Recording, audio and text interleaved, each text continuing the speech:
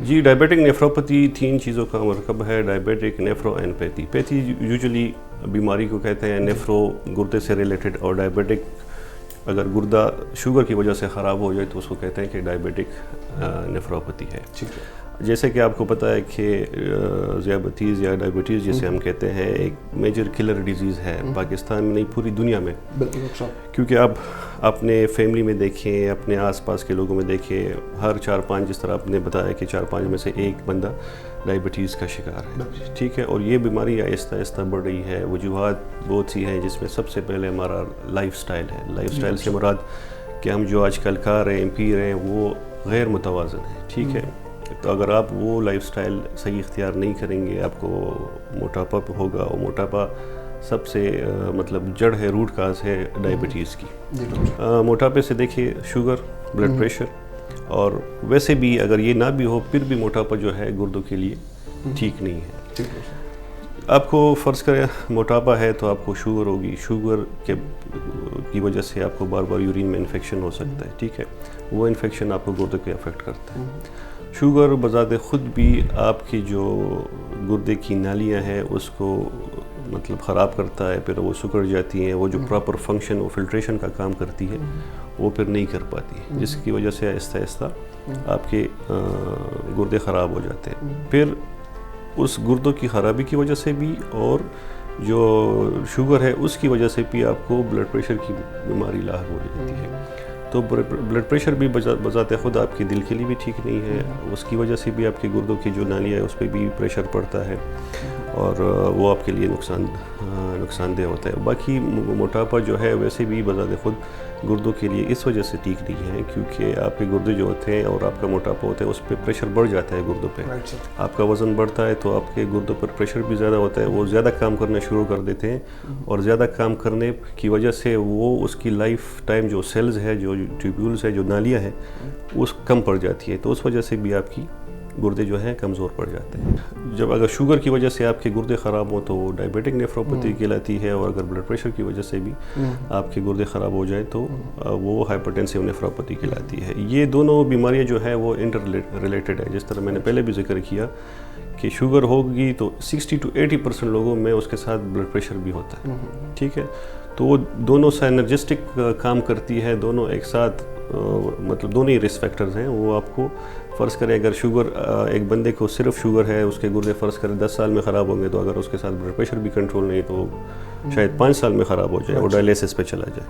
ٹھیک ہے، تو یہ اس میں ہوتا ہے. اور باقی شوگر اور بلڈ پریشر کی وجہ سے آپ کو مطلب فالج کی بیماری بھی ہو سکتی ہے، آپ کو ہارٹ اٹیک بھی ہو سکتا ہے، آپ کی رگیں خراب ہوتی ہیں. آپ نے اکثر دیکھا ہوگا کہ ہمارے جو پیشنٹ ہوتے ہیں ان کی انگلیاں کاٹ دی جاتی ہیں یا پیر کاٹ دیا جاتا ہے. تو وہ سارا نظام سر سے لے کر پاؤں تک آپ کے سارے جسم پہ وہ اثر انداز ہوتا ہے. شوگر ظاہری بات ہے آپ کے خون میں اس کا لیول زیادہ ہو جاتا ہے، تو خون جہاں سے بھی گزرتا ہے وہ آپ کے وہی آرگن کو ٹارگٹ کرتا ہے. آپ کے جسم میں مین آرگن ہے آپ کا دماغ ہے، آپ کا دل ہے، آپ کے گردے ہیں. تو جب بھی وہ جو ہائی بلڈ شوگر والا بلڈ جب اس آرگن کو جاتا ہے تو وہ اس کی جو رگیں ہیں اس کو سکڑ دیتا ہے یا اس کو ڈیمیج کر دیتا ہے. تو اس وجہ سے ان آرگنز کی بلڈ سپلائی متاثر ہوتی ہے. تو اگر فرض کریں دماغ کی بلڈ سپلائی متاثر ہوئی تو آپ کو فالج کا اٹیک آ جائے گا. دل کی بلڈ سپلائی متاثر ہوئی تو آپ کو ہارٹ اٹیک آ سکتا ہے. اور جس طرح اگر گردوں کی ہوئی تو آپ کے گردے متاثر ہو سکتے ہیں. تو باقی آرگنز بھی ڈیمیج کرتا ہے، لیکن یہ 3-4 آرگن ہیں یہ مین ٹارگٹ ان کا ہوتے ہیں کیونکہ یہ مین کام یہی آرگن کرتے ہیں. اچھا، اس پہ اس طرح ہے نا، پہلے میں یہ بات کرنا چاہتا ہوں کہ پہلے لوگ پاکستان میں یہ ٹرینڈ نہیں ہے کہ اپنا جو ریگولر چیک اپ کراتے ہیں ایئرلی یا 6 مہینے بعد. اکثر اس میں یہ ہوتا ہے کہ لوگوں کو شوگر ہوتا ہے لو لیول پہ لیکن وہ ڈائگنوز نہیں ہو پاتا، یا لوگ لائٹ لے لیتے ہیں تو ڈائگنوز نہیں ہوتا. جب ان کو پتہ چلتا ہے اس وقت پانی سر سے گزر چکا ہوتا ہے. ٹھیک ہے، یہ جو سائلنٹ کلر ہم کہتے ہیں ڈائبٹیز کو، اسی وجہ سے کہتے ہیں کہ یہ جب سٹارٹ ہوتی ہے تو بندے کو پتہ نہیں چلتا. ذیابطیس. ٹھیک ہے. ہمارا ویسے بھی میڈیکل ٹرم ہے کہ ایک بیماری پیشنٹ کو پتہ چلا وہ ڈینائل فیز میں ہوتے ہیں. ہم اکثر کہتے ہیں پیشنٹ کو کہ یار آپ کو بلڈ پریشر ہے یا آپ کو ڈائبٹیز ہے, تو کہتے ہیں نہیں ڈاکٹر صاحب میں تو ٹھیک ہو گیا, بس میں نے کل کوئی میٹھی چیز کھا لی تھی اور اس وجہ سے. حالانکہ وہ ایسا نہیں ہوتا, کیونکہ ان کے جو ٹیسٹ ہوتے ہیں وہ یہی ظاہر کرتے ہیں کہ یار اس کو کئی عرصے سے ہے, لیکن وہ نہیں ہوتا.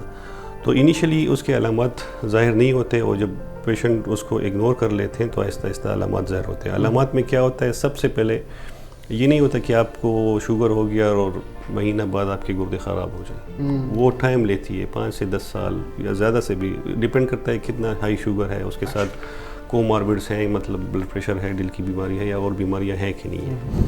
سب سے پہلے جو علامات ظاہر ہوتی ہے وہ آپ کی پیشاب میں جو ہے پروٹین کہتے ہیں وہ آنا ہوتا ہے, یا پیشاب میں جاگ کا شروع ہونا. ڈائبیٹک نیفروپیتھی کی فرسٹ علامت یہ ہے, کیونکہ سٹارٹ میں نہیں ہوتا کہ آپ کو الٹیاں آئیں یا آپ کا بدن سوج جائے یا اور بھی مسائل سٹارٹ ہو جائے. سب سے پہلے آپ کی پیشاب میں وہ پروٹین کا آنا ہے, جس کی وجہ سے آپ کے پیشاب میں جاگ پروڈیوس ہوتی ہے. تو جو بھی ڈائبیٹک پیشنٹ ہے, اگر اس کی پیشاب میں جاگ پروڈیوس ہو رہی ہے, جب جاگ بن رہی ہے, تو ان کو چاہیے کہ فوراً ہی اپنے مستند ڈاکٹر سے رابطہ کریں, جو 2-3 ٹیسٹ ہے وہ کریں, تاکہ پتہ چلے کہ واقعی اس کو یہ ہے کہ نہیں ہے. کیونکہ اگر آپ نے سٹارٹ میں اس بیماری کو پکڑ لیا تو اس کو کنٹرول کرنا آپ کے لیے ٹھیک ہے, اور مطلب آپ کے لیے فائدہ مند رہے گا. کیونکہ اگر وہ ایک دفعہ اس لیول پر چلی جائے گی جس سے پیچھے مڑنا پاسبل نہیں ہے, تو پھر وہ مسئلہ ہوگا. دوسرا پھر یہ ہے کہ جب آپ کے جسم سے پروٹین نکلے گا تو آپ کے بدن میں سوجن ہوگی. جس پیشنٹ کو بھی اگر شوگر ہے اور اس کے بدن میں سوجن ہے, تو وہ سب سے پہلے ان کو چاہیے کہ اپنے گردوں کا چیک اپ کرانا لازمی ہے ان کے لیے. پھر جب اگر آہستہ آہستہ بیماری بڑھ رہی ہے اور گردے افیکٹ ہو رہے ہیں, اس کا کام افیکٹ ہو رہا ہے, تو پھر اس کے ساتھ ظاہر ہے اس کا پیشاب کا پھر کم ہو جانا, بدن سوج جانا, الٹیاں آنا, رنگت چینج ہو جانا, بھوک کا کم لگنا, وزن کم ہونا, یہ ساری علامات. پھر اسٹیجز جو ہیں وہ مطلب ہسٹولوجیکل ہیں, مطلب آپ جب وہ ہسٹولوجی اس کے دیکھیں اس حساب سے. باقی اس میں پروٹین کے بنیاد پر وہ کرتے ہیں کہ پروٹین کم نکل رہا ہے, درمیانے رینج میں نکل رہا ہے یا زیادہ نکل رہا ہے. وہ ڈاکٹری لحاظ سے وہ چیزیں ہیں, پیشنٹ کے سمجھنے کے لیے اسٹیج نہیں ہے کہ یہ فرسٹ اسٹیج ہے. یہ وہ ہم پھر پیشنٹ کو بتاتے ہیں کہ یار آپ کے یورین میں یہ مسئلہ ہے, تو آپ اس لیول پر ہیں اور ادھر آپ کو ٹریٹمنٹ سٹارٹ کرنی چاہیے, یا آپ لائف سٹائل موڈیفیکیشن آپ کی ہونی چاہیے. کیونکہ ڈائبیٹک نیفروپیتھی میں یہ چیز ہے کہ اگر آپ کو ایک دفعہ آپ کے گردے اس لیول تک افیکٹ ہو گئے کہ اس سے پیچھے مڑنا مشکل ہے, تو پھر اس کا کوئی علاج نہیں ہے. پھر مطلب یہ نہیں ہے کہ آپ کوئی میڈیسن دے اور وہ 4-5 دن میں ٹھیک ہو جائے اور وہ بس وہ نارمل ہو جائے. پیریفرل نیوروپیتھی جو ہے آپ کے جو رگیں ہیں, جو نروز ہیں, اس کی بیماری ہے جو شوگر کی وجہ سے افیکٹ ہوتی ہیں, اور بہت سی بیماریاں ہیں جس میں وہ افیکٹ ہوتی ہیں. لیکن جس طرح ہم نے اسٹارٹ میں بتایا کہ ڈائبٹیز کی وجہ سے آپ کا ہر ایک سسٹم افیکٹ ہوتا ہے, دل, دماغ, گردے وغیرہ. تو اس طرح آپ کی جو رگیں ہیں, جو نروز ہیں, وہ بھی آپ کی جو اسپائنل کارڈ سے جو رگیں آتی ہیں پیروں کی طرف, ہاتھوں میں, وہ افیکٹ ہوتی ہیں. تو اس میں جب افیکٹ ہوتی کیا ہوتی ہے, تو آپ کو آپ پیر سن ہو جاتے ہیں. مطلب رگیں کیا کام کرتی ہے, آپ میں جو حساسیت ہے وہ پروڈیوس کرتی ہے. آپ کو کوئی ٹچ کرتا ہے تو آپ کو محسوس ہوتا ہے کہ یار کسی نے ٹچ کیا, یا آپ اپنے آپ کو ٹچ کرتے ہیں, یا ٹھنڈا گرم آپ کو لگتا ہے کہ یار یہ ابھی پانی گرم ہے اور یہ ٹھنڈا ہے. تو جب آپ کی رگیں افیکٹ ہو جاتی ہیں جو شوگر کی وجہ سے, تو وہ سن ہو جاتی ہے, اس پہ اس گرمی سردی کا وہ ٹچ کا وہ اس پہ حساسیت ختم ہو جاتی ہے. تو اس کو کہتے ہیں پیریفرل نیوروپیتھی. پیریفرل ہو جائے کہ پیریفری میں آپ کے جو ہاتھ ہیں, پاؤں ہیں, اس میں ہوتی ہے. تو پھر جب وہ اس میں وہ حساسیت ختم ہو جاتی ہے, تو آپ نے دیکھا ہوگا کہ شوگر کے مریض کو جب وہ زخم لگ جاتا ہے تو وہ ٹھیک نہیں ہوتا. اس کو پتہ بھی نہیں ہوتا کہ یار میرا پاؤں زخمی ہوا ہے, یا اکثر ناخن بڑے ہو جاتے ہیں, وہ ادھر جو آپ کی اسکن ہے اس میں دنس جاتے ہیں, وہ زخم پیدا کرتے ہیں. پھر وہ زخم آہستہ آہستہ بڑھتا ہے اور وہ ٹھیک بھی نہیں ہوتا. اس پہ اوپر یہ ہوتا ہے کہ جو آپ کی رگیں بھی شوگر کی وجہ سے خراب ہو جاتی ہیں, تو اس کو بلڈ سپلائی بھی نہیں ہوتی.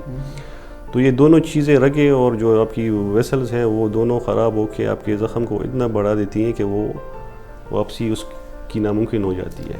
اور دوسرا آپ کو فیل بھی نہیں ہوتا کہ کیونکہ وہ حساسیت ہی ختم ہے. تو آخر اینڈ یہ ہوتا ہے کہ آپ کی یا انگلیاں کاٹ دی جاتی ہیں, یا جو ٹانگ ہے وہ کاٹ دی جاتی ہے. ٹھیک ہے. اچھا اس میں دو قسم کی چیزیں ہیں. ایک جو شوگر کے لیے ہائی رسک ہے, مطلب فرض کرے ایک بندہ ہے موٹاپا ہے, اس کو شوگر نہیں ہے لیکن ہائی رسک پہ ہے کہ یار اس کو اگر اس نے یہ کنٹرول نہیں کیا تو اس کو میری طرح شوگر ہو سکتا ہے یا بلڈ پریشر ہو سکتا ہے. ٹھیک ہے سر. دوسرا یہ ہے کہ جس کو شوگر ہے اس کو کیا غذا لینی چاہیے. Right sir. ٹھیک ہے.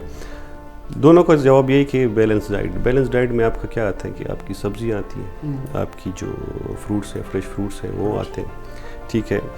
صاف ہونے چاہیے, مطلب اکثر یہ آج کل مارکیٹ میں ہائیبریڈ وہ آتے ہیں وہ اکثر مطلب اتنے صحت مند نہیں ہیں جس طرح ہونے چاہیے.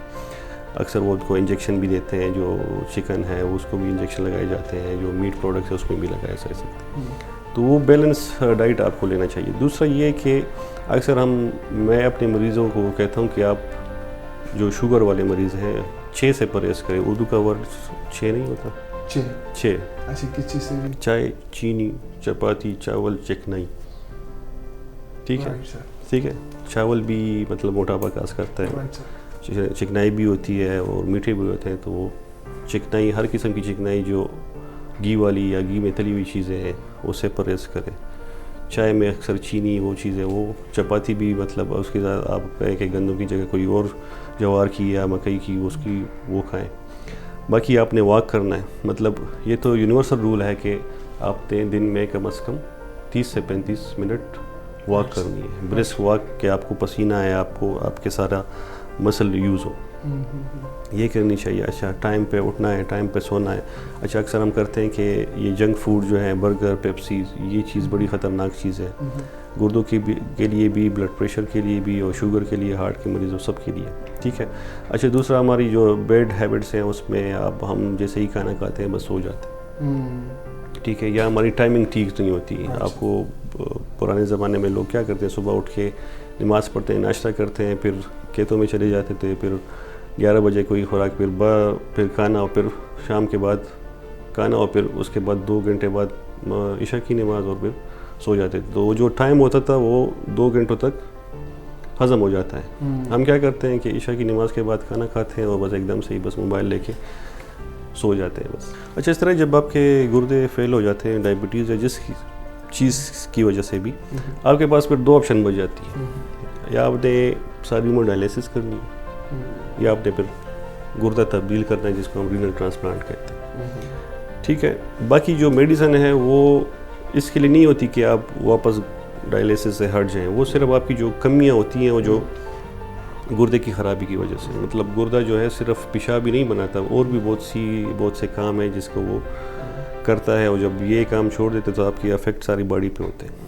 تو وہ میڈیسن اس کو کنٹرول کرنے کی ہوتی ہے. باقی اگر آپ کا پیشاب نہیں بن رہا, اس کے لیے آپ نے یا تو ڈائلیسس کرنی ہے یا ٹرانسپلانٹ. ڈائلیسس پہ میں یہ نہیں کہہ رہا کہ ٹھیک چیز نہیں ہے, لیکن ڈائلیسس پھر آپ کی زندگی اس جیسی نہیں ہوگی جس طرح آپ پہلے نارمل گزارتے تھے. آپ نے ہفتے میں 2-3 مرتبہ آنا ہوگا ڈائلیسس پہ, انتظار کرنا ہوگا. آپ کے پاس 2-3 اٹینڈنٹس آئیں گے, وہ بھی کام سے ہی آئیں گے. آپ تو ویسے بھی بیمار ہوں گے, کام نہیں کریں گے, آپ کا خرچہ بھی ہوگا. اچھا پانی آپ پہ بند ہوگا, خوراک آپ پہ بند ہوگی. کتنا تکلیف دہ عمل ہے. تکلیف دہ, اور پھر بھی آپ کی لائف ایسی نہیں ہوگی. اتنی سب کچھ مشقت کے باوجود بھی آپ کی لائف اس جیسی نہیں رہتی کہ جس طرح پہلے تھی جو آپ نارمل گزرے. تو میں اکثر کہتا ہوں کہ اس کی مثال ایسے ہے کہ جیسے عمر قید با مشقت ہے. جب تک آپ زندہ رہیں گے آپ نے یہ مشقت کرنی ہے. جی میسج یہی ہے جو ہماری ڈسکشن ہوئی, اس کا خلاصہ یہی ہے کہ بر وقت آپ نے علاج کرنا ہے, صاف غذا, بیلنس ڈائٹ آپ کے لینی ہے. اگر یہ چیز نہیں کریں گے تو آپ مشکل میں پڑ سکتے ہیں. اگر آپ بیلنس ڈائٹ لیں, ایکسرسائز کریں, اور اگر فرض کریں آپ کو کوئی مسئلہ آ بھی جائے